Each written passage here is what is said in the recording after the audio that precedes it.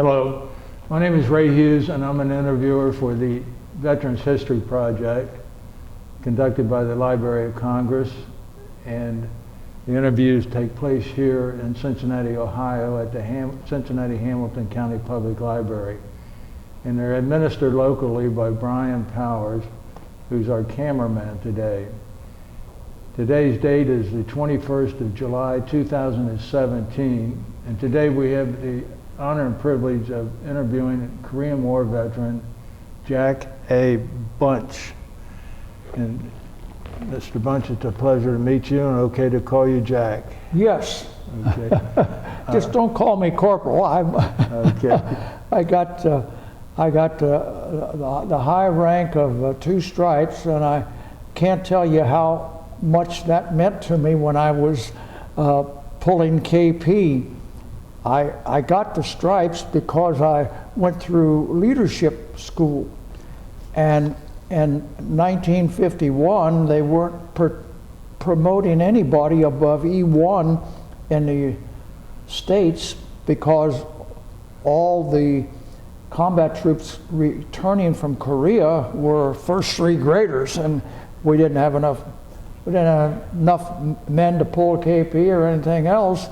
When I got back to the outfit, I had got these 2 stripes for completing leadership school, and I thought I'd died and gone to heaven. And I looked on the board in the company's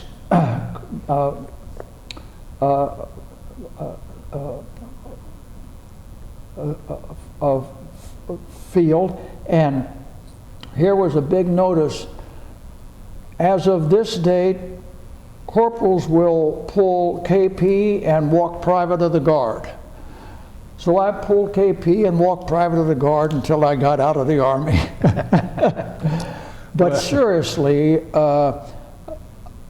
the Army did so much for me that I, year after year, become more and more embarrassed. I can't say enough about my country and the United States Army, because I would never have seen the inside of a university if I had not served 2 years in the Korean War. And I was able to graduate with a bachelor's degree, with all of the aid from the GI Bill coming to me, and then I went through about half of my master's at Xavier the same way, and therefore I gained so much from that I still stop and think that I was truly blessed by my service. Yeah. And I have met so many friends. Many of them are still around. Of course, I lost some friends during the war, some that shipped over and never came back, and we all knew about it. It was all part of our information, but it had happened that I lucked out all the way through, and I'm still grateful for it. Yeah. Jack, were you raised in Cincinnati? Not exactly. I was born on a hillside in Harrison County, Kentucky. What was your birth date? What was your date of birth? January 8, 1932. Okay. And I went to school down in Harrison County. We had a school bus that took us down to school, and I went through about 3 years of grade school, and my mother moved to Covington, the big city of Covington. And of course that was great for me. I didn't know what electric lights were, or running water, or inside toilets, or any of that luxury. And we grew up, or I should say, I grew up in Covington, finished my schooling there, went through all of my 12 grades, and just about the time I finished, the Koreans decided they wanted to have a war. And of course I was looking over my shoulder the way all of my graduates were, and the bulk of us went in. We graduated in 1950, and the bulk of us went in by 1951. I went early in 1951 because everybody was going one way or another. So as I say, it turned out positive for me, and What high school did you graduate from? What high school did you graduate? Holmes. Holmes? Yes. And so you would have graduated, what, in May or June of May and June of 1950. 1950? Yeah, and then I went to work and worked 6 or 7 months, and then. Where'd you work at, Jack? Cincinnati milling machine. Oh. That was an experience. I can tell you a story about that. Well, everything was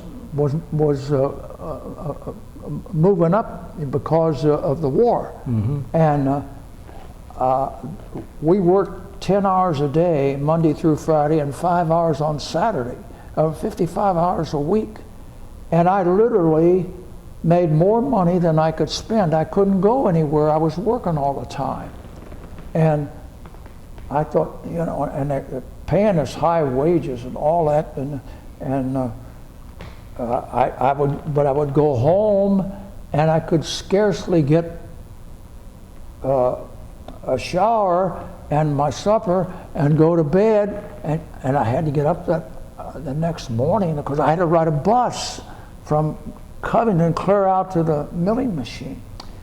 And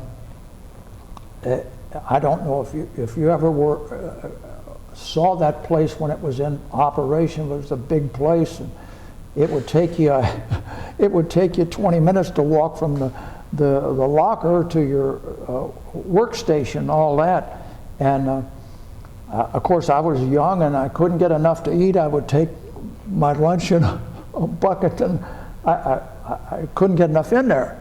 But it was an experience, and when I finally got in the Army, I was happy to have a little luxury. But that was always a plus for me.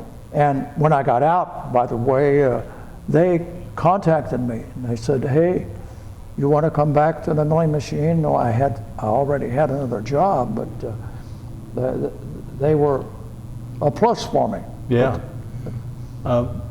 Did you receive a draft notice, or? Oh yes, I received a draft notice, but I enlisted before it was processed. I see. All of us did. Well, not all of us, but I had 2 or 3 close friends that did the same thing that I did. I said, "Hey, what are you going to do? What are you going to do?"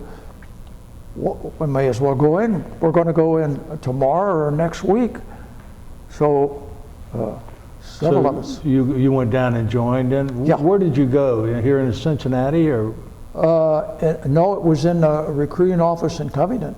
I see. Yeah, I had, of course, myself and a couple of buddies that had graduated with me, and we just signed in over there. And so you signed up to go in the Army itself? Yeah. Not another branch of the service? Oh yeah, you couldn't get in another branch. Oh. You couldn't get. They had lines for the Air Force out in the woods that everybody wanted to get in the Air Force, and the Marines were overstocked even, and the Army was taking everything that was warm, and of course if you didn't get in one of those others, you were gone. I mean, the draft was going to put you in the Army To begin with, yeah. Yeah. So, But as I say, I can't in any way complain about it. It worked out for me, and I feel guilty sometimes when I think of this, because I have names in here that are no longer alive, and I still remember them. Yeah. And I think, you know, it's just a lucky shot for you, but it's that way all the time. Right. Yeah. So when you went down there to join, did they take you in that right away that day, for example? Oh, not that day. No. No, they had us sign the forms, and they said, we'll ship you out of here on a train. And he said, we'll telephone you when we have the train ready that you're going to go on. And do you know where you get on? I said, oh yeah, we go over the Union Terminal, and we know how to do that. And it wasn't but 2 or 3 days that we got a call, and he said, be over there. Did you have to take a physical first or anything before you got? They only gave us a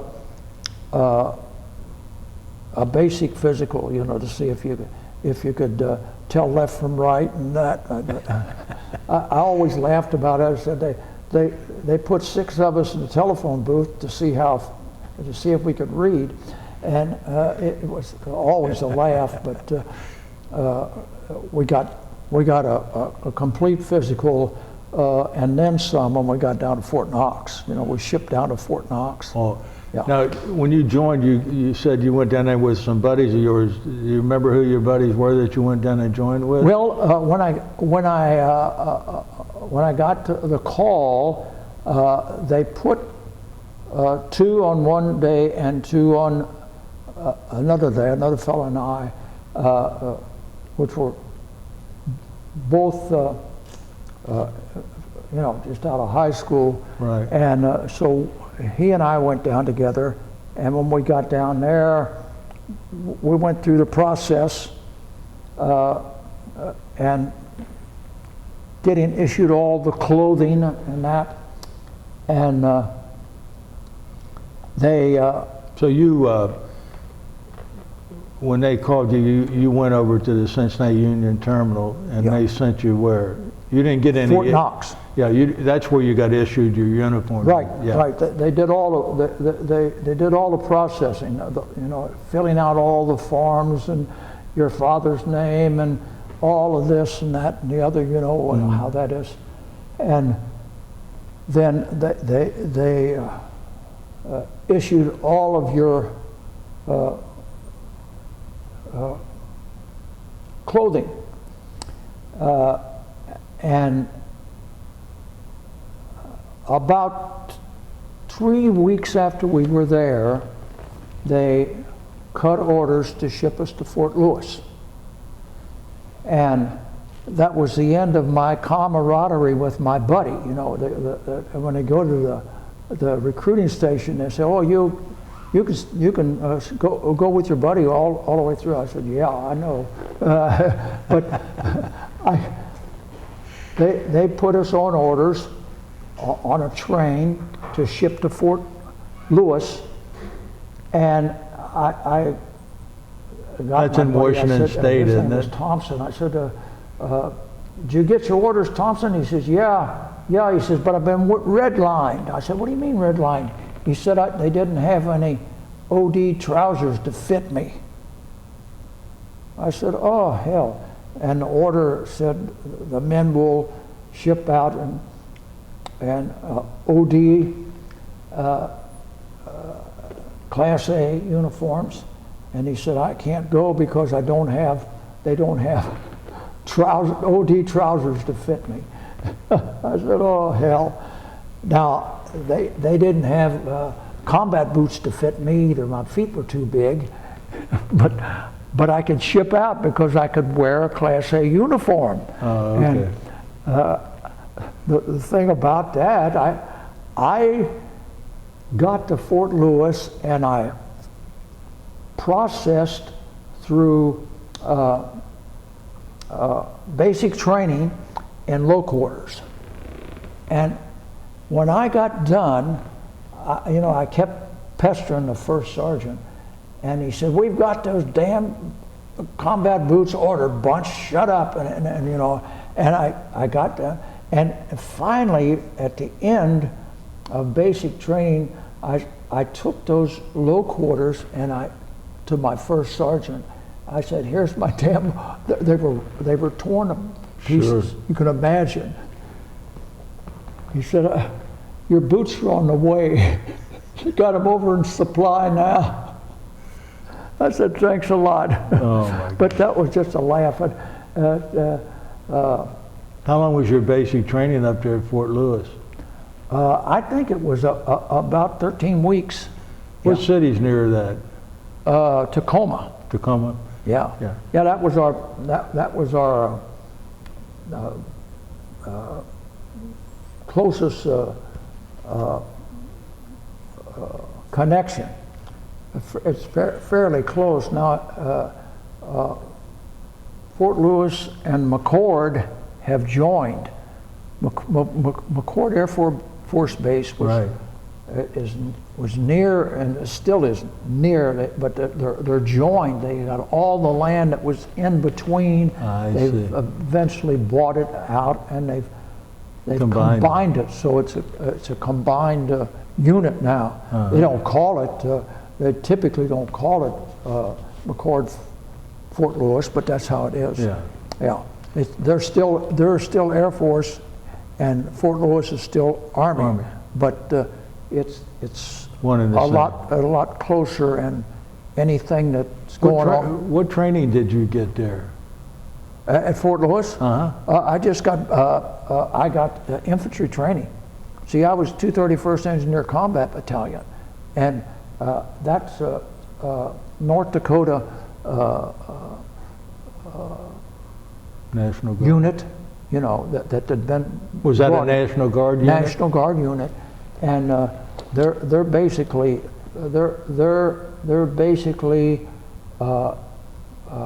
infantry that can do certain engineering jobs, build bridges and things like that. Mm-hmm. But all their equipment is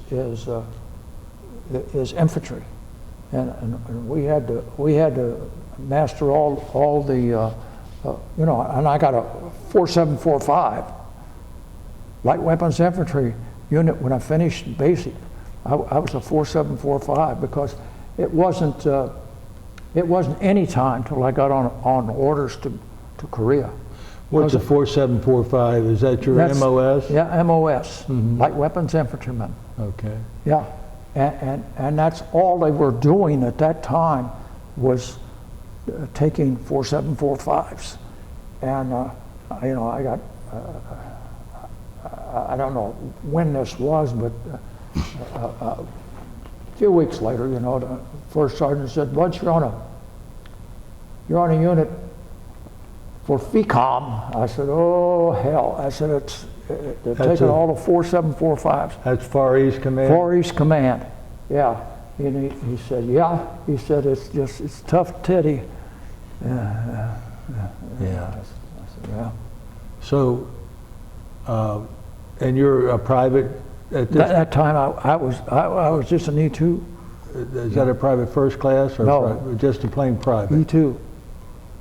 Yeah.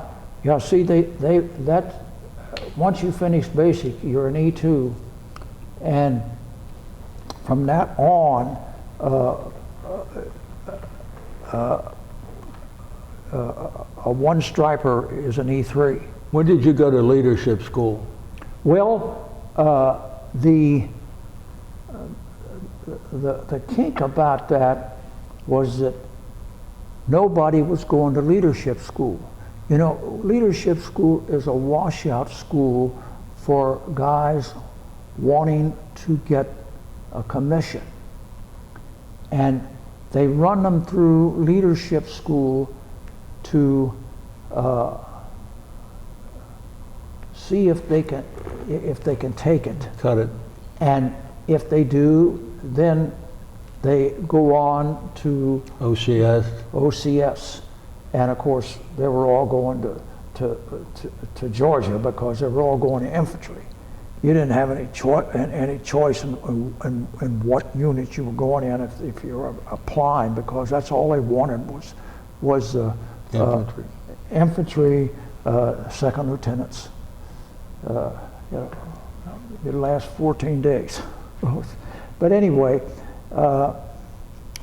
they said, well, what are we going to do with leadership school? And this bright guy, the major, he said, I'll run it. If you want to run guys through it, I'll run it. And so they said, well, who are you going to process? I said, well, we'll just bring them down. So they did, and I'd been pestering my first sergeant to go to engineer school, which was in Belvoir, Virginia. Mm-hmm. And I wanted to go to that school, and I also wanted to stop off on my way home with a free ride, because I could go right by Cincinnati when they shipped me to Belvoir. And he wasn't long, and he said one morning, he said, Bunch, get your duffel bag full. He says, you're going to school. I said, oh boy. I said, where am I going? He said, Camp Roberts. I said, I'm not going to Camp Roberts. I don't want to go to Camp Roberts. What the hell do I want to go to Camp Roberts for? He said, it's leadership school. I said, I didn't ask for that. He said, that's too damn bad. He says, you're on orders. Now get your ass on that truck and get everything you own with it.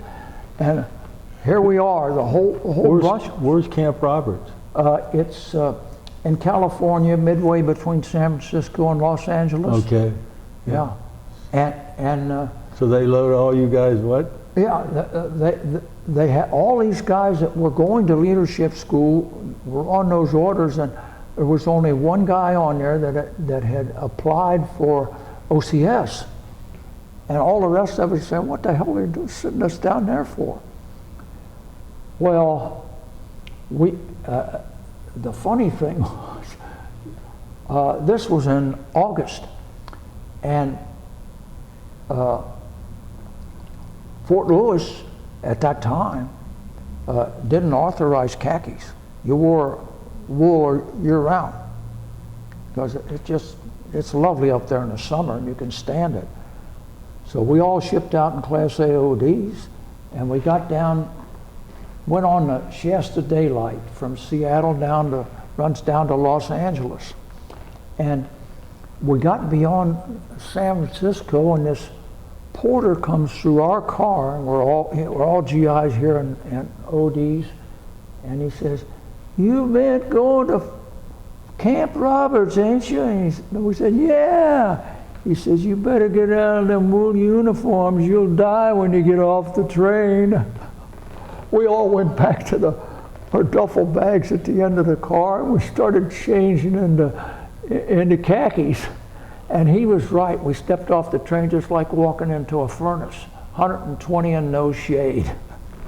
Oh, it's terrible. And we had 8 weeks of that. 8 weeks. Oh. And they were, when they got done, they had flunked out more than half of the crew. And it got so bad that guys were intentionally messing up so that they could be shipped back to their outfit. And this major said, "I've got a surprise for you.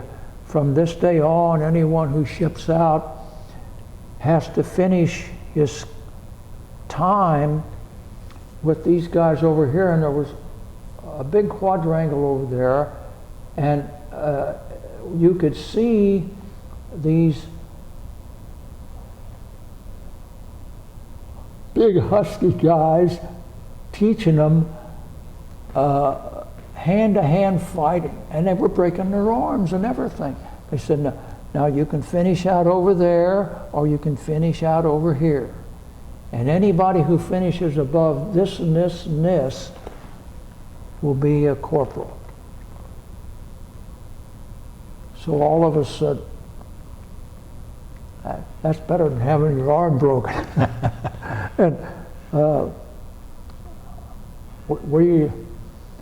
we got out of there, and I've already told you the rest of the story. I got back to my outfit, and everybody back there is still a PFC or less, and they said, Bunch, how come you got 2 stripes? I said, it's a long story. I said, I didn't earn them. But seriously, it worked out for me, and I spent the rest of my time in that unit. I was The 231st? 231st. Yes. Yeah. So you're back at Fort Lewis in Washington now, and you're a corporal. Yeah. And you've had your regular basic training of around 13 weeks. Yeah. And 8 weeks of leadership school. Yeah. And so how are you spending your time now that you're back at Fort Lewis? Well, Are you waiting orders or what? no, because I was a corporal, I qualified for the job of message center clerk. And I was like this with our sergeant major.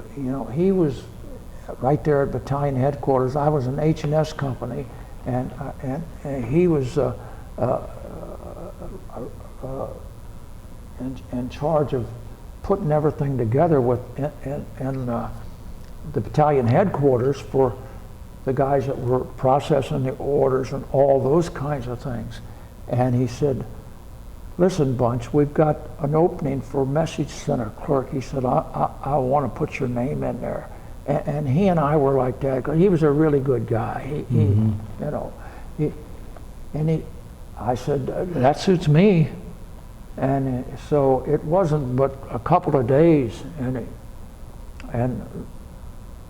the orders came out. He said, oh, you're down here, and I said, oh, fine. And from there on, I had a little more than a year to serve, and from there on, that was a really plus job, What did you do? Well, a message center clerk processes all the paper that's coming and going. The headquarters issues orders, the headquarters takes in orders, they have to do all these things, and they have, a small room like a post office where they sort that, and that was me. I had to do the sorting. Right. Yeah, and I'd have slots for the other companies. We had 4 line companies besides our company, our H&S, headquarters and service. There's actually 5 companies, but the other 4 are bridge builders. And I had to put everything in the right slot, and I had to run off, print the orders. Oh, that was a job. You used a mimeograph machine, didn't you? Yeah. Oh, The V-Locks? yeah. It was. And you had to crank the thing and then put all that ink in there, and if you weren't careful, you'd get that on you. Purple ink all over. Oh yeah. But it was A cushy job? Yeah. And everybody else is running around doing dirty jobs, and I'm in there enjoying myself. But I had my sergeant,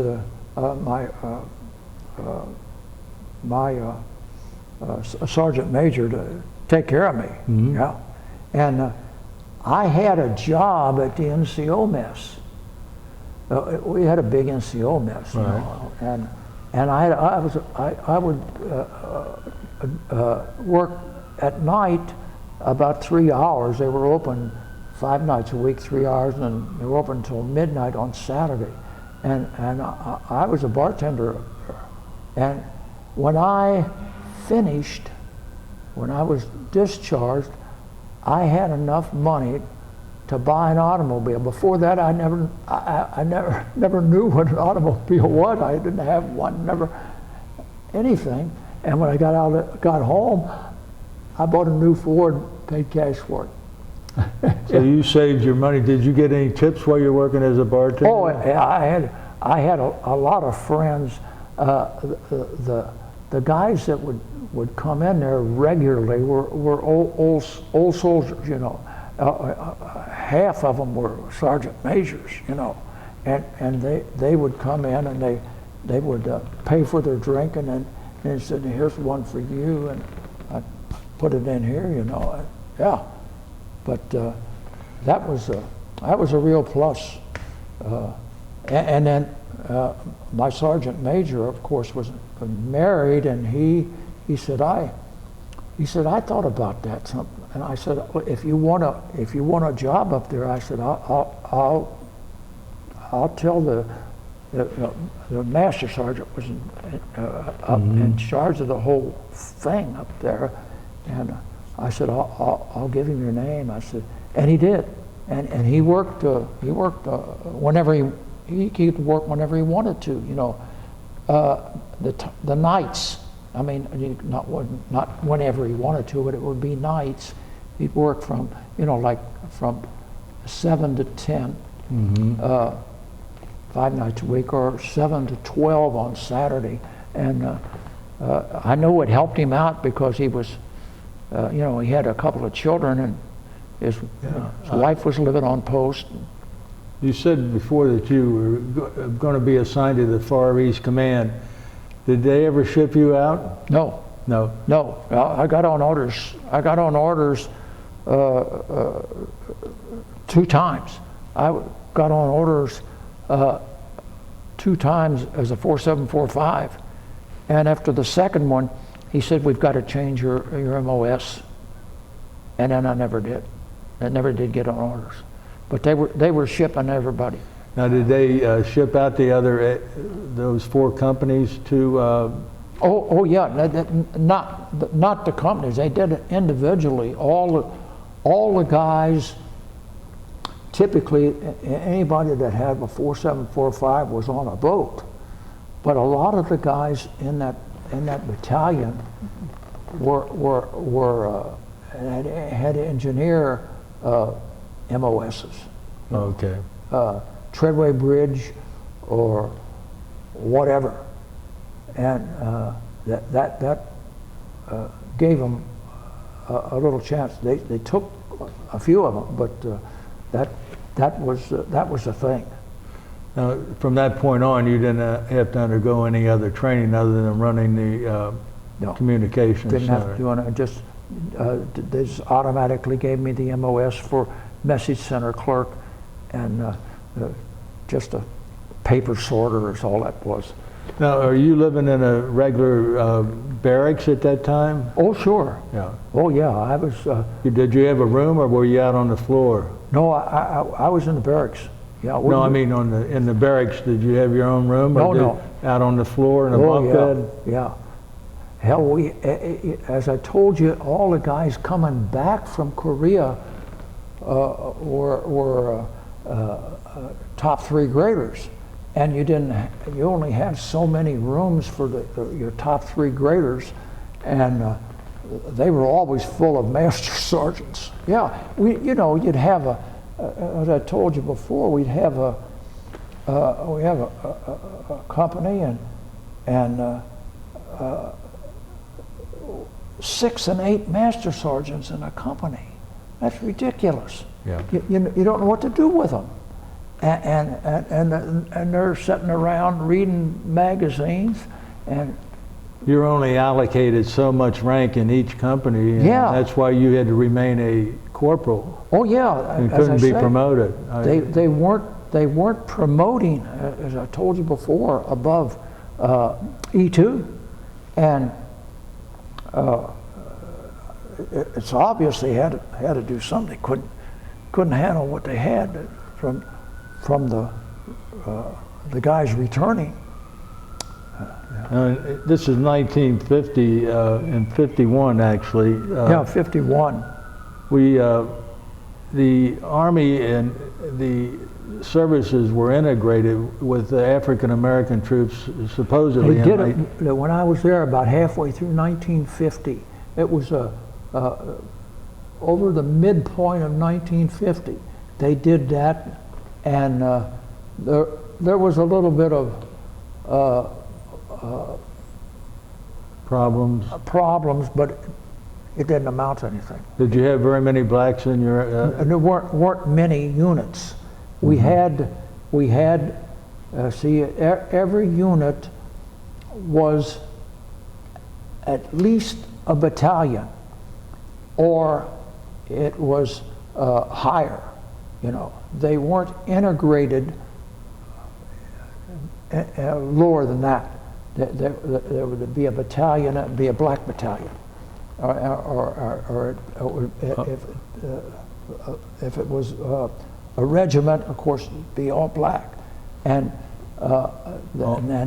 those were changed. They were integrated with the others. All right, did you actually have black and white serving each other in the same regiment while you were there? Yeah, after that was after the law was passed, I think. Yeah. 1948. And we didn't have any. We had some, griping, but we didn't have any fallouts. Now, did you have any African American troops living in your barracks where you did? Later on, yeah. After that was passed, Yeah. but you just have a handful. Yeah. Because. I was just curious about, that everyone got along okay as far as your outfit was concerned. Yeah, we did it far better than I thought we would. As the guys were griping and say, "Oh, well," I said, "What are you going to do?" I said, "All you're going to do is make trouble if you. The best we can do is get along with it." Yeah. Did you have any other hobbies or anything that you had? I wouldn't think you had much time, because if you had your full-time job in the communications and then at night you're working at the NCO club, right? Yeah. Yeah. So your days are pretty well taken up. Oh yeah. I would come out of the NCO club and head for the cot. I was tired by that time, and yet I'm glad that I did it, because certainly, my folks, as I told you about growing up down in the country, you can imagine. And when I went in the Army, I didn't know what a telephone. We didn't have a telephone. All through high school, I didn't have a telephone. Can you imagine not being able to call a girl? And we never had an automobile. Right. Nothing. And we did everything on a bus, or we walked, and it was so it was a real. Did you go to town much while you were up there in Washington? No, I didn't. At first I did, because I was trying to act like the rest of the guys. I thought that was the thing to do, and you get tired of looking at them, and you want to go to town and look at something else. But after a while, I thought, why in the hell am I going in here and paying 3 prices for a beer when I can get it back at the... and then this thing fell in my hands. It just happened when I came back, and I could go up there for a beer, and this old master sergeant, who was literally, he was retired, but he was still in charge of things up there. They had civilians that were actually running it, but he would handle all the guys. Mm-hmm. And he said, why don't you work here a while? See how you like it, and if you don't like it, it's all right. And it worked out for me. I just kept doing it till I was Did you make any lasting friends while you were stationed there? Oh yeah, I had a lot of friends, and a lot of these, I was all set to go to, after I got in the Army, I started, saying, well, I want to go to college. And I got to talking about it, and then every once in a while, one of the guys at the bar would say, what are you going to do when you get out, Bunch? I'd say, well, I'm planning on going to college. That's good for you, and all this. And they would give me advice, and they would do all kinds. They were friendly. I virtually everybody that came to the bar was friendly. I never had any trouble. You spend your entire time there at Fort Lewis? Yeah. And when did you get discharged, or when was your duty up at Fort Lewis? February the 19th, 1952. 1952? Mm-hmm. Yeah, I went in February 20, 1953, February 20, and then got out February 1953. 53? Did you get discharged while you were up at oh yes, at Fort Lewis? Right, and they gave me travel pay plus 2 years of leave time. Yeah, so, I never took a. So you had 60 days leave time coming. 60 days leave time. Yeah, you get 30 days a year. Mm-hmm. So you got 2 months pay on top of whatever else you had coming. Yeah. And so much per diem on the way back. Yeah. Did you come back by way of train? No, I came back in an automobile. A friend of mine who was doing some of the things that I was doing similarly, and he bought a used car while he was up there, and he was getting out the same day I was, and he was coming back to Cincinnati. Oh. And of course, he was in my barracks, and we were like that. He says, what was his name though? His last name was Roberts. He's still living. He's down in Florida. Yeah, and he says, why don't we go back together in the car? And he said, and then split the cost. What kind of a car did he buy? I think it was a Chevrolet. Yeah, he did all the driving because I didn't have a driver's license. I had an Army driver's license because I had to drive a Jeep up there. I had to use it for my job as a message center clerk. I had to go to engineer headquarters every day to get the papers and give them papers, back and forth. But I said, that's a great thing. I said, we can just take our leisure, and we came back over, went down California, back over 66 to Cincinnati, and enjoyed our trip home. But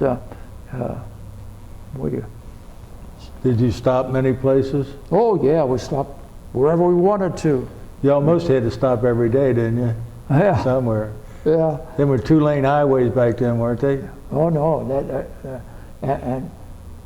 and now I'm glad I rode over Route 66 because it's just a thought anymore. Yeah. But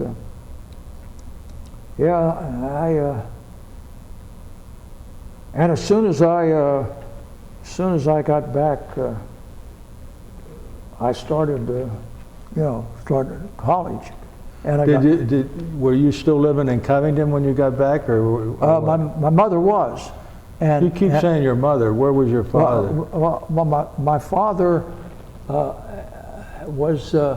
They were divorced by that time, and my father was living somewhere else. And what was your father's name? Robert Bunch. Mm-hmm. And see, he was in World War II, and he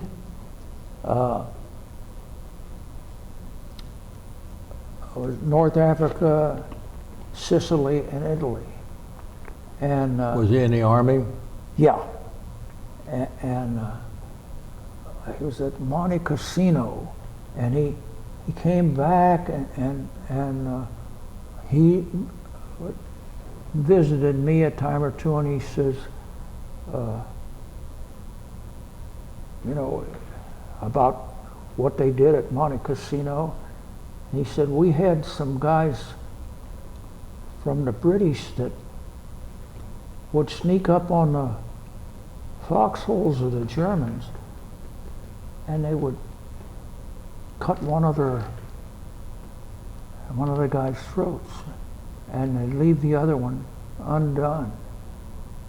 And I said, why'd they do that? And he said, because it would frighten the other guy when he woke up. I said, you know who those were? Those were Gurkhas. And he said, oh, well, they were funny little guys. I said, that's what they were. They were Gurkhas. Gurkhas? They would crawl up into the German foxholes, you know, after midnight. Mm-hmm. And they'd take their little one swipe. But unfortunately, I had just started to work at the bank, and my father came down to visit his mother. She lived up in New Richmond, and I got a call that he had backed out of her driveway. She lived up on a hillside, and he was backed out of her driveway, and he had the driver's door open, looking back, and the post on the side of the road and the door caught his head, and it killed him. Oh my goodness. He was, you know, he was looking back like this, Mm-hmm. and it was so ironic because he was a truck driver, you know, and here, and I got this call, and I thought, oh, that can't be true, and of course, that was the end of it. What was your mother's name, Jack? Her first name was Alberta, but her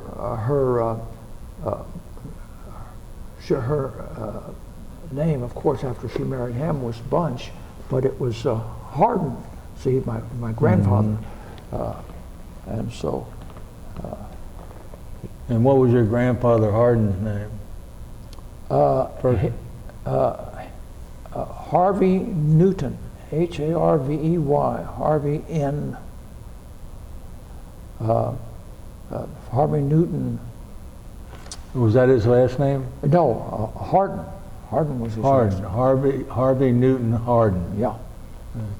And I think you told us he was in the 4th Kentucky during the Civil War. 4th Kentucky, yeah, Union. Yeah. See, they raised them down in around south of Falmouth. That's where they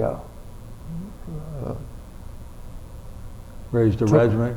Yeah. And he served the whole war under General, no, 3 years. But he served his whole time under General George Thomas. Yeah, it was under Thomas the whole time, and then after he joined, he was just 17 or 18 when he joined, and then a year later his younger brother joined. And then their dad joined. That was crazy because his wife was left, you know, and they all living on hard work. Mm-hmm. And about all a woman can do is milk a cow if she was lucky. I mean, a woman couldn't handle crops and things like that.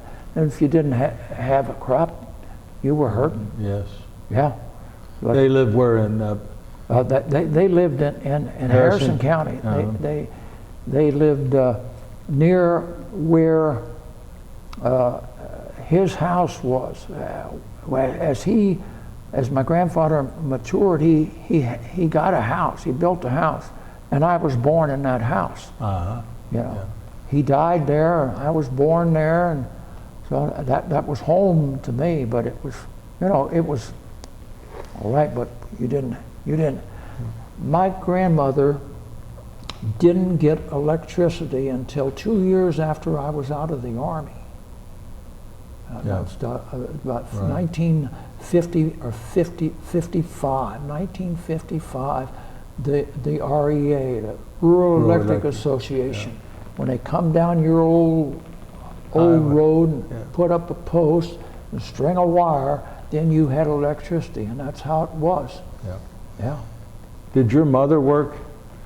Oh yeah, when she worked when they moved to Covington. What did she do?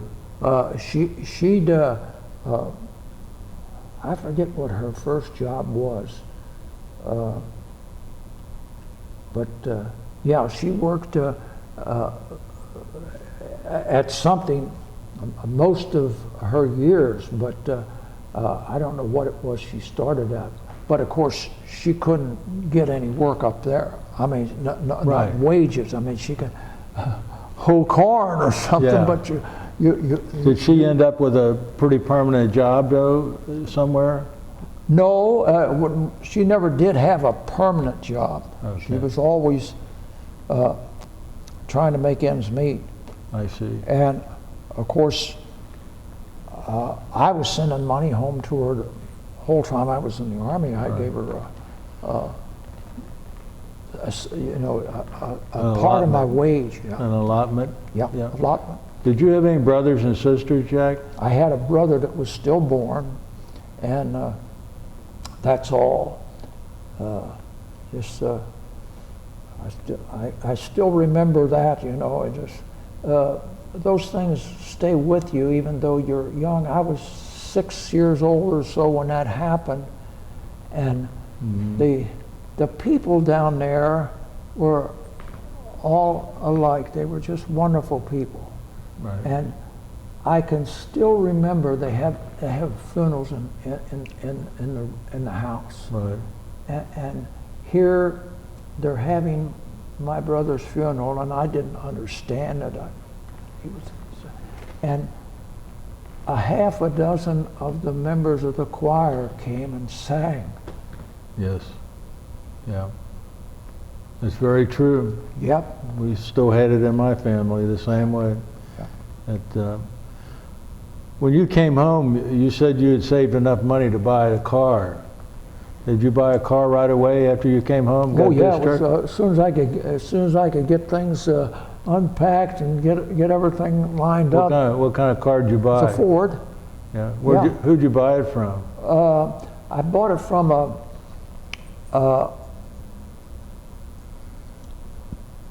I can't think of the name of the company. It was in northern Kentucky, and my uncle lived out there. In Latonia? No, it wasn't Latonia. See, I lived in Latonia when I was in school, but my uncle, who was married to my mother's sister, he said, "Come on over here. I'll take you." And he said, "You know, this guy right down the road, and it was a Ford agency, and he introduced me to him, and the guy says, "Yeah, I've got this and that and so on." And he gave me a good offer, and I said, "I'll take it." And, what was your first job when you got home? well, it was settling things most off, and I was applying to universities and that kind of thing. And then it turned out that I didn't get what I wanted at at this and that university. It didn't work out, either money or something, and I saw in a paper an ad for a job at the First National Bank of Cincinnati. So I went down there and talked to them, and they said, "Sure, we'll take you on." And it was a low-paying job, and of course, but it was an opportunity for me to work and also go to school, because Chase had a college there at the YMCA. Yeah, and so I enrolled there, and I took my basic degree there, and I went to school 5 nights a week and worked 6 days a week, and it's just. How long did you go to Chase School at night there at the YMCA? I did that in less than 4 years. They had summer sessions, and I went to every session for the first 3. I did it in about 3.5 years. What were you majoring in? The typical business. Bachelor's? Yeah, bachelor's. And it, so you got a bachelor's degree. Remember what year you got that? well, let's see. It was about 1960, Okay. somewhere close there. And that's at Chase at Elm Street and Central Parkway. Yeah. Yeah. And are you still working at First National Bank when you finish your degree? Oh yes. Yeah, I worked at the bank for 40 years. I see. Yeah. So when did you go to Xavier? Well, as soon as I graduated, I went out and talked to the people at Xavier, and they said, "Yeah, well, you can start on a master's process," and they went over everything with me, and I said, "Okay," and it was the next session. I can't remember where I was when I finished at Chase, but it was just within a few months of that I started at Xavier. And Xavier, of course, was a little different, because I would have to drive out there, I would go on Saturday, and I'd go 1 or 2 nights a week. Oh, okay. I didn't go 5 nights a week, but I would go 1, depending on what was available at night. And then they would have Saturday classes. They didn't have Saturday classes at Chase, but I'd go out there and do a Saturday class and 1 or 2 through the week. And it took me almost as long to get my master's as it did to get my bachelor's. Yeah. And you got your master's in business administration, or what? No, I got my bachelor's, my master's degree in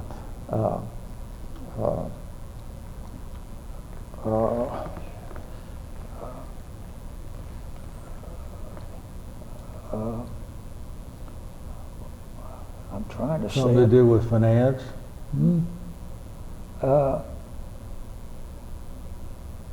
It was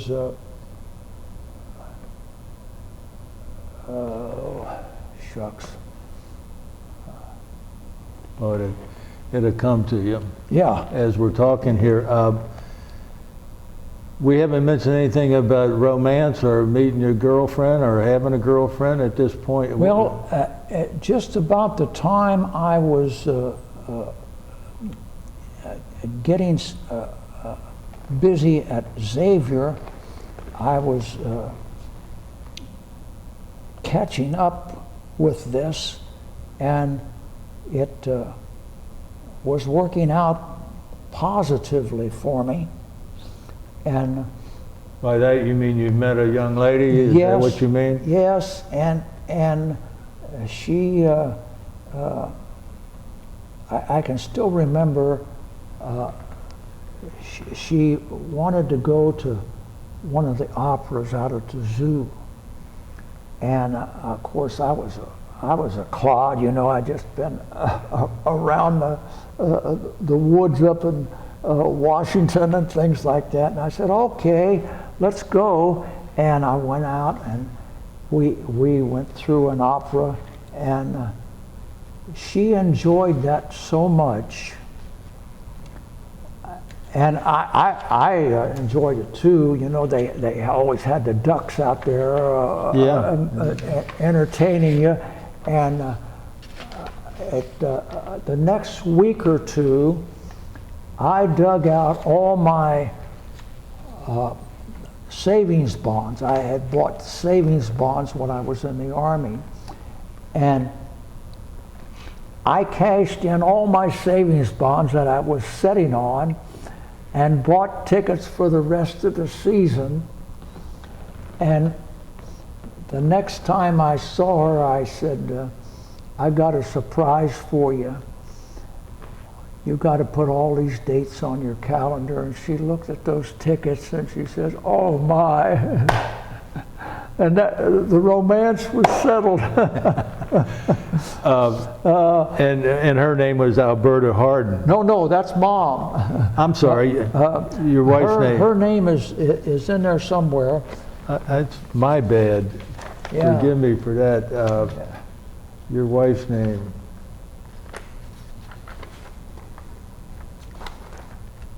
Is Dolores, is it? Eldoris, yes. Eldoris. Eldoris. And after that, Eldoris, and her maiden name was Hardin. no, her maiden name was Ford. She was born as I am totally Ford. confused. Yeah. And Eldoris, and what was her last name? I'm sorry. Ford. F-O-R-T? F-O-R-D. Oh, Ford. Yeah. Yeah. Where was she from? Well, she was born in Tennessee. Yeah. Her father was from down there. And it just worked out for me. It worked out for her. And How did you meet her, though? Was she working? How did you meet her? Was she working at the bank? no, but I would go to lunch over at the Colonnade at 4th and Vine, down in the basement. Did you ever eat in the Colonnade? Yes. Mm-hmm. And I went in there, and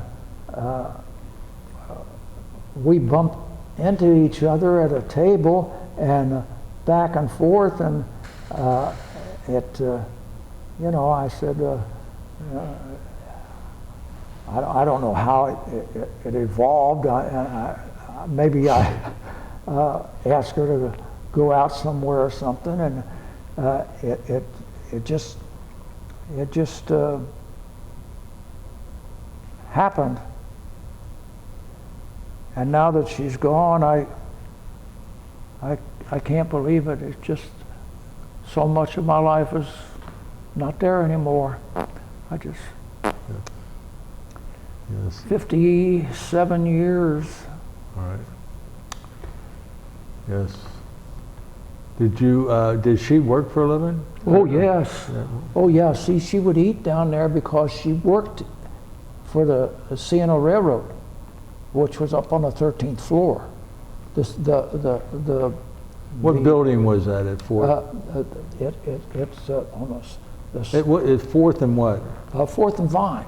4th and Vine. That was at the Central Trust Building. Central Trust Building. And she's on the 13th floor? 13th floor, and on their shipping office was up there for the railroad, and she was a stenographer. Uh-huh. You know, and not only did I get a wonderful person, but she was making a lot more money than I was. Oh, see, I was still a teller at the bank, and here You know, and we worked things out very well for our early years. You know, she would bring in the big paycheck, and I would. But we would come down together, and to work. Right. I would park my car over at the lot a few blocks from 4th and Vine. That You the talking about the- railroad had some yeah. space over there. Down on the waterfront down there. Well, it wasn't down on the waterfront. Well, the it was river. on the same level as 4th Street as you go on over there in those days, and it was a back lot at the CNO, and the people could park their cars there, and I would do that. You didn't have to pay parking every month. Oh, that's, see, before that, I would rarely take my car. You know, when I was living over in Covington, when I first started, I would walk across the bridge. I never drove the car over. But I used to park my car on the cobblestones down there on the, that's waterfront, because it was free there. Yeah, it was free. And walk up to 6th Yeah. Street. So where were you and your wife living? Well, see, after When we did got you get married, though? we moved to Cincinnati. So I was living over there with, doing all of my basic efforts we talked about with my mother before I married her, and I would. She was at that time living on 3rd Street in Covington, and that was before all the Sure. the Construction and tearing express down. things, yeah. and all the Expressway. traffic would be backed up in Covington, clear up Madison Avenue, you know, and you have to cross the bridge, you have to pay a toll, and I could walk from her house to the bank before you could go across the bridge, and I'd walk over in the morning, back at night. Yeah, worked out just fine. But after we married, we got an apartment out Price Hill or somewhere out here at first, and of course, as time went by, we worked out to go into work together, and like as I told you, we. When did you get married, Jack?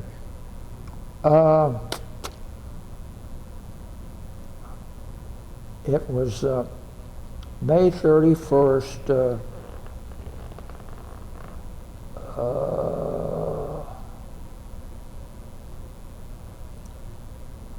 I have to look at the year.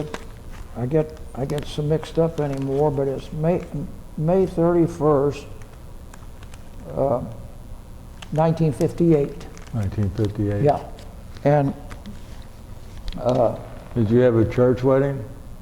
Did you have a church wedding? oh yes, What church did you get married in? it was a church over in Covington. Yeah, and she set all that up, you know, and I said, well, that's fine. I wasn't a member of a church over there at that time, and as we got established out here, then we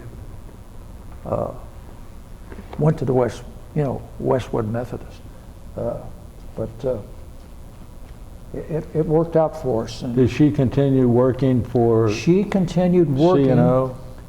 and we split all the work at home, you know, and I said, well, I'll do this, and she said, I'll do that, and it all worked out fine until David came along. And then she said, you're going to have to do the diapers. That was in the days before Pampers. And I said, well, I'll do the diapers. I said, but we don't have a dryer. I said, I have to hang them out on a clothesline. I said, I'll do it. And we did all this. Finally, when he got up to a little bit, she got to bringing people in to take care of him while we were working. And it wasn't long till that didn't suit her, because they weren't doing what they ought to be doing. Mm-hmm. And she said, I said, you know what you're going to have to do? You're going to have to give up your job. And she said, I'm not going to let people mistreat him. I think I better get up the job. And that was hard. That was a hard. What year was David born?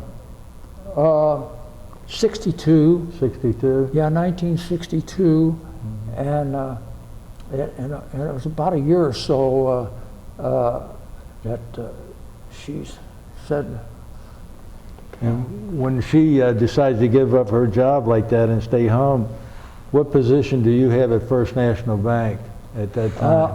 I had a better paying position. I can't remember exactly what it was then. It was a better paying position, but as the years went by, I spent 40 years there, and as the years went by, the expansion of banks got bigger and bigger, and they were consolidating. Right. And I got into all that, and by the time 40 years were up, I said, I'm ready to leave, because I had to travel. I had to go all around to these. What was your position after the 40 years? I was compliance officer, and a compliance officer had to enforce all the federal regulations. And wow. If you ever try to interpret all the federal regulations that the banks have to apply by, you've got a handful. And it got to the point where I said, this is enough. And I just went in, I said, I would travel from Sunday night to Friday night. Oh boy. I'd be gone. And I said, it's not worth it. Yeah. Did your wife ever go back to work? No. And where were you living? Hmm? Where did you and your wife buy a home at? We bought the home on Ideal Terrace, which is a little cul-de-sac off of Boudinot. Mm-hmm. And that's where we lived most of our married life. Our son was just in about the second or third grade when we moved there. Mm-hmm. And that was our home until she died. Uh-huh. And she loved it. She, I'd say anything about the house, and she said no. I said, well, we got to look for another. And she said, we're not looking for another house. This is my house. And that was, she had made that place what it was. I cut the grass and I raked the leaves, but she did everything inside. And I got some of the things left over, and I have them on my walls up there. Yeah. But that. And when did your wife pass? She passed in November of 1915. 2015. 2015. 2015, yeah. It was just heartbreaking. I knew she was going, and I got up to try to get her to breakfast, and I couldn't wake her, and I realized, and I called hospice. Hospice was working with me, she doing things for her, and they told told me right away, they said, don't call 911, Right. call us. And they were right out there, right. A woman came out, she came in, she said she's gone. Yeah. And they took care of it from there on. Just stepped in and took care of it. You know, earlier you talked about the GI Bill.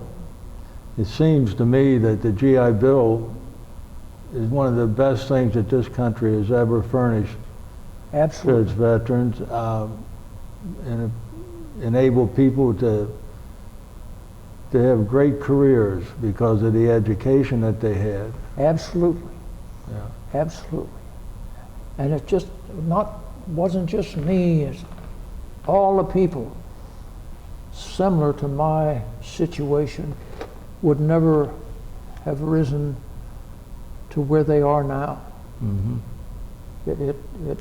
It more than covered the things that needed to be done after we had won that terrible World War II.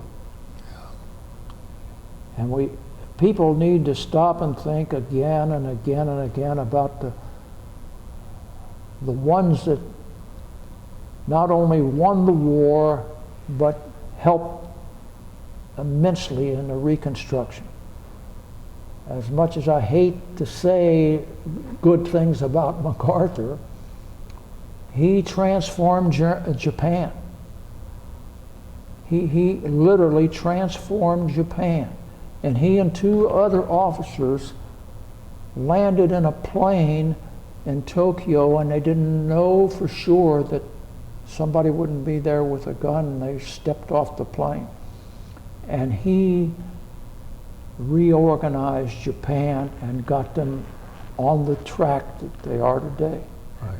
And now I think they are a good ally of ours.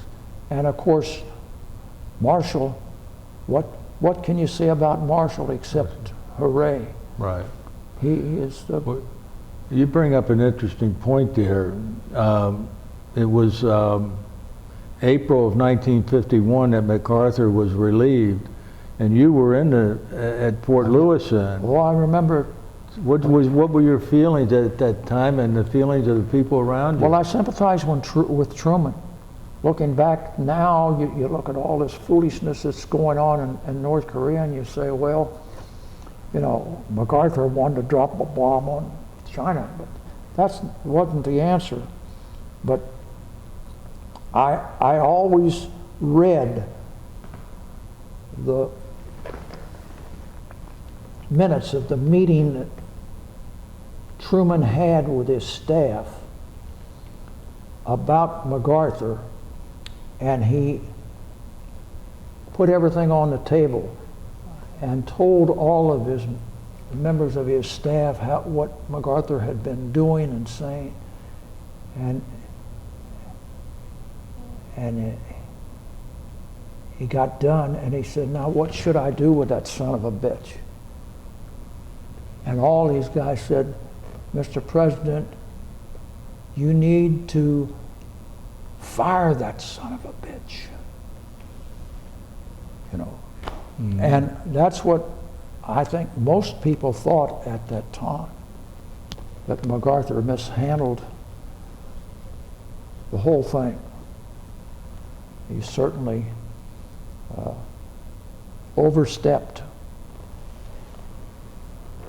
but he did a lot of positive things. But I can't say anything but pluses about the work that Marshall did. George C. Marshall, yeah. Just absolutely. Mm-hmm. Because he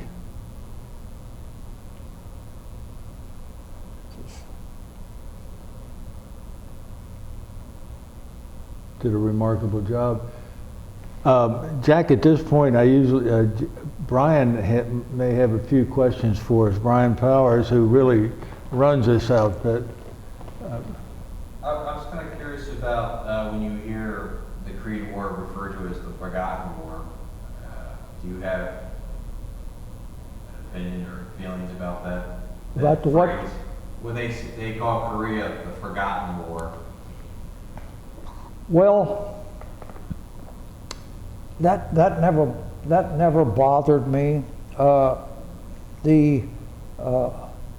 think most of us, I'm talking about the guys that were in during the Korean crisis,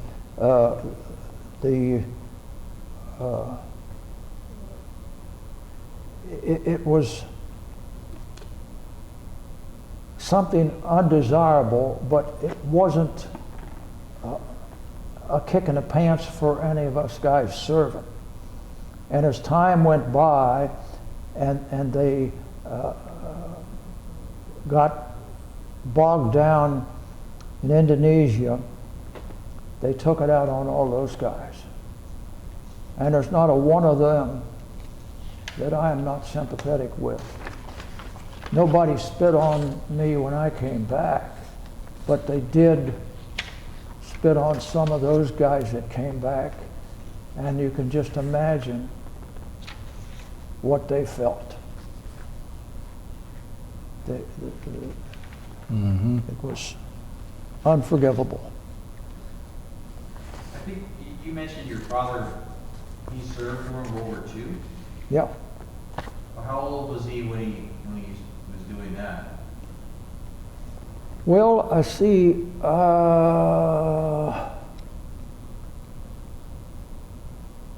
I'm trying to think if his date of birth was around 1910, and of course he went in the early 40s. He was, you know, in 35, 36, something in there, and he didn't go in right at the beginning, you know, of 1941. A year or so later, he was in North Africa and Sicily and Italy. And I'm sorry, what was he doing over there? What was the... He was a 4745. A rifleman? Yeah, machine gunner. Machine gunner? Yeah, Jesus. And he got, you know, after about a year and a half, he got enough points, they shipped him back home. But Did he get any opportunity to use the GI Bill? I don't think he used it. You know, by that time, he and my mother were divorced, and I just got a couple of visits with him. And unfortunately, I was planning to try to go up to his mother's place because I knew he was down there visiting her, and I got this call. I got a telephone from his sister that this accident had happened. But my father was a good man. He just, things didn't work out for him.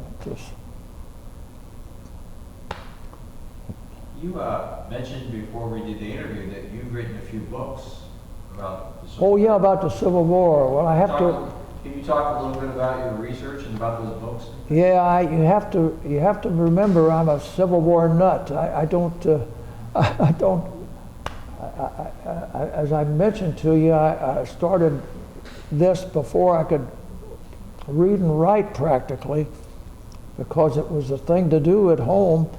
And Well, how did you get interested in the Civil War? well, because my grandfather, you know, everybody, you know, they talked about it.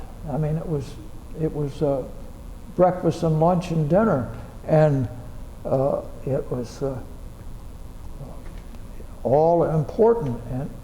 And as time went by, I got more and more friends in this, and then I'm a member of Civil War Trust, which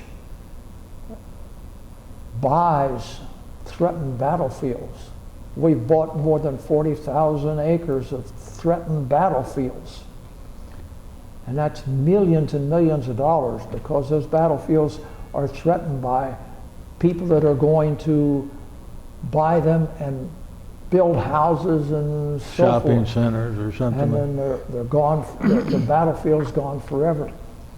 And we have spent literally millions and millions saving this history, this Civil War history, for people who come after us. And we think it's a very important task. I've chased this for so long. I've been through every battlefield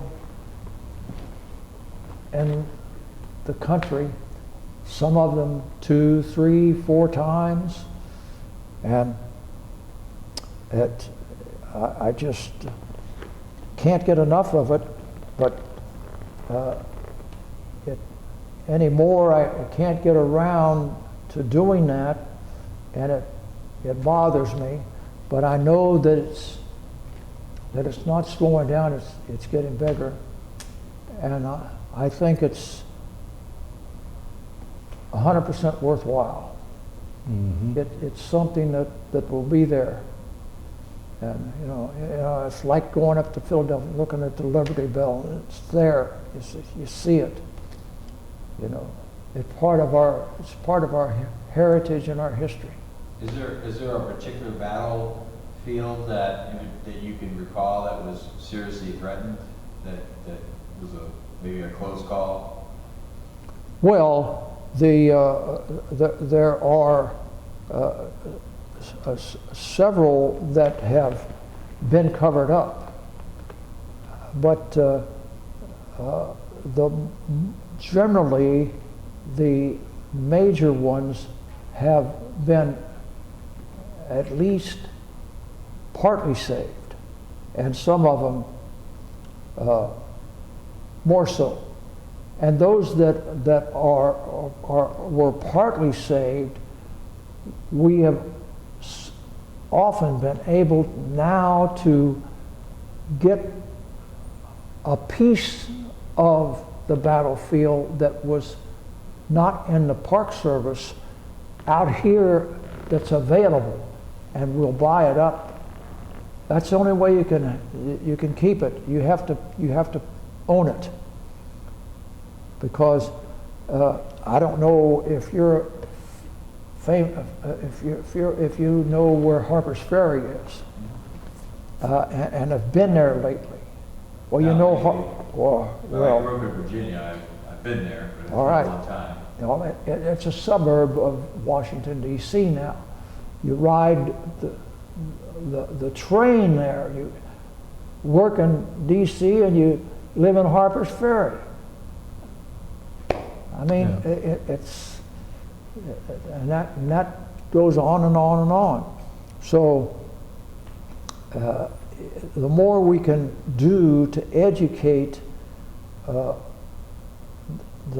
particularly the youngsters of our country as to how things happened, and to teach them that you get these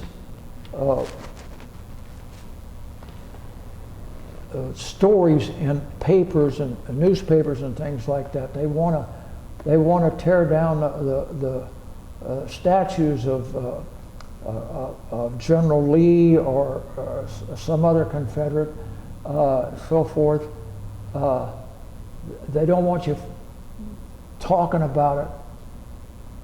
These were people of that's part of our history. It happened. And we need to tell people what occurred. Not that this was wrong or that was wrong, but what happened. The Confederacy tried to save slavery, and this is what happened. And they lost. But that's not a reason to tear them down. They're Americans like you and me, and we need to keep that in mind. That's part of our history.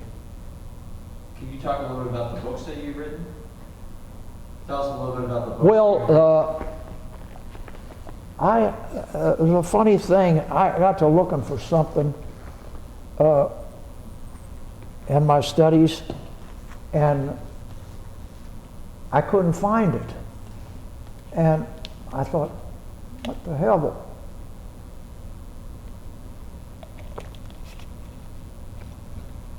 I looked and looked and looked, and I thought, well, my goodness, what's wrong here? Well, I found out that a lot of the things that happened in the Confederacy are lost. I found out the hard way because I decided I was going to write a book about it. The issue wasn't wrapped up by the Confederacy about military justice. How did the Confederacy handle their military justice? And so I pursued this, and of course the basics for that is courts-martial, general courts-martial. And I started on that track, and after 10 years I was still looking. I've been to every Confederate headquarters and libraries in the South, everyone. Some of them several times. Everywhere from Virginia to Georgia, Mississippi, North Carolina, South Carolina, everything. And the thing that this didn't happen because they were careless. It was because what transpired in the war. After Vicksburg fell, you didn't get anything west of the Mississippi. So if you wanted something from Texas, Arkansas, and so forth, no, you couldn't get it. And you see, they had procedures in the Confederacy, the same as they had in the Union. And when a general courts-martial was completed in the Confederacy, it went to Virginia, to Richmond, and it was filed away. As the war expanded and the South had more and more problems, like the fall of Vicksburg, things like that, those forms, those orders, those important papers never got to Richmond.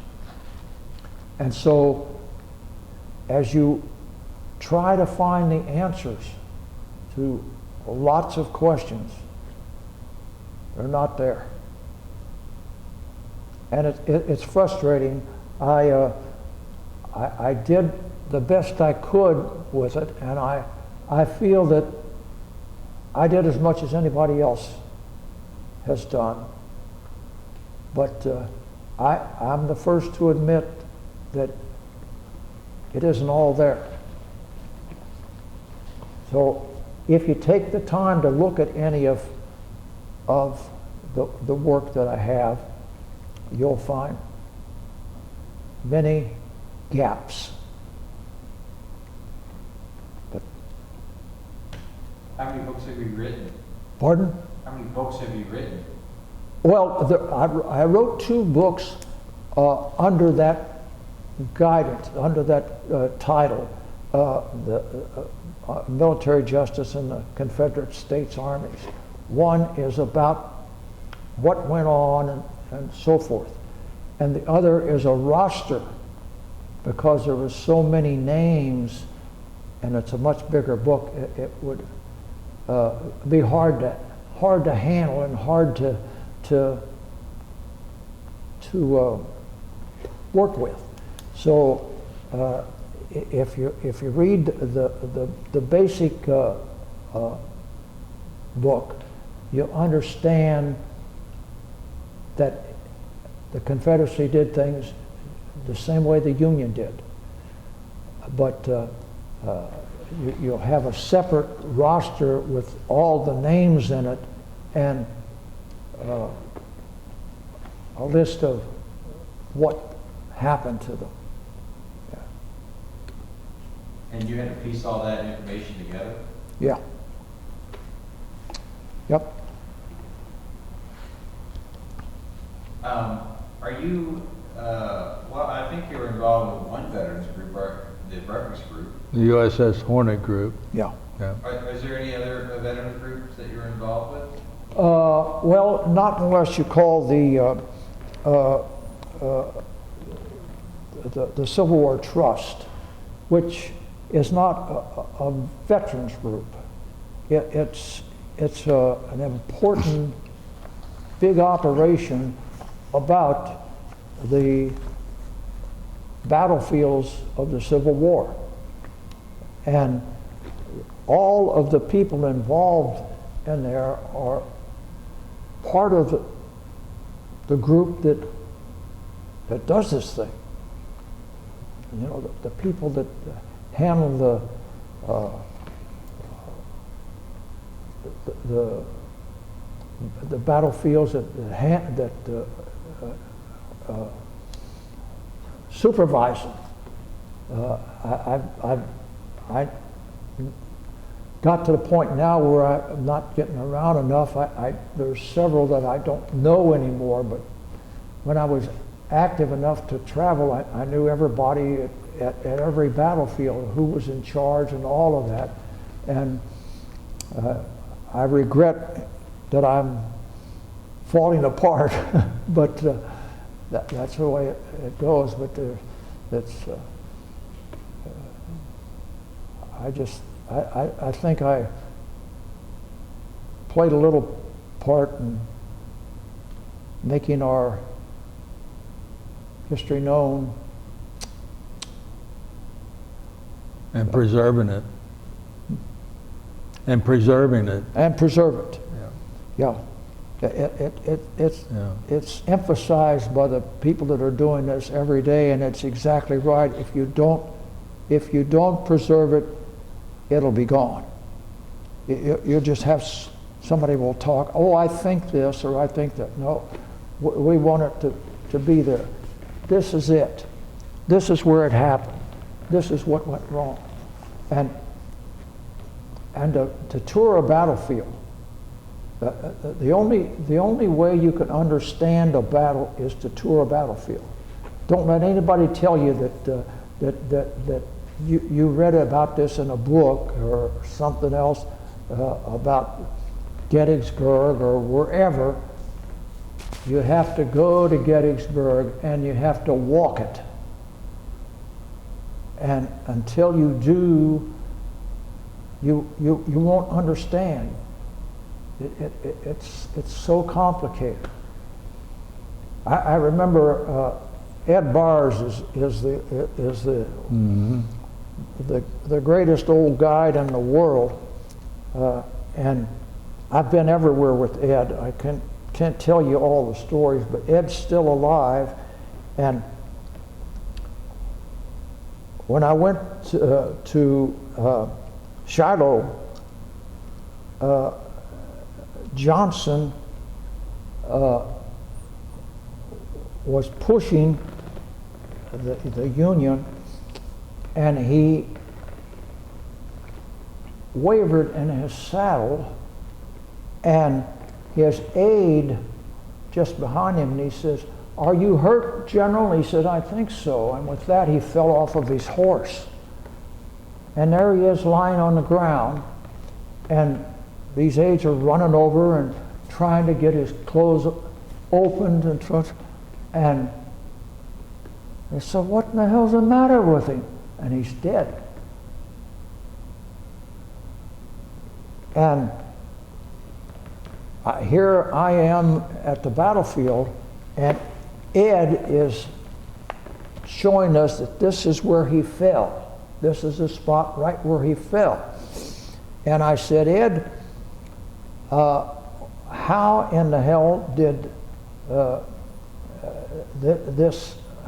was it able to kill him?" I said, "I know he was shot in the back of the knee, but why did he bleed to death? He had on high boots." Ed said, "He fought a duel in Texas before the war, and he took a bullet in the back of his hip, and it severed a nerve. He was still able to walk, but he didn't have any feeling in this right leg." And he said that mini ball went in the back of his boot and severed an artery just behind his knee, and he didn't feel it. And by the time he fell off his horse, his boot was full of blood. He had bled to death. You know, if I hadn't had Ed with me there, I would have said, "Well, how in the hell did they let Johnson die?" Things like that, and you have to be able to survey the terrain. Why did this is high and this is low? All of that. And without walking it, it's just a story. Talk about it, but you have to be there to touch it, look at it, see. I get on the soapbox. No. Is that, you know, I have to tell you, Jack, this has been a wonderful interview and very enlightening and educational too. And at this point, I want to thank you for the interview. Well, thank you, Ray. I appreciate your company today. And I want to thank you for your service to our country too. Well, we get to see each other every month, but whatever I've done, we're better acquainted now than we ever have been. It's good. I'm happy to have done anything I did, and I've got much more than I gave. Thank you. We thank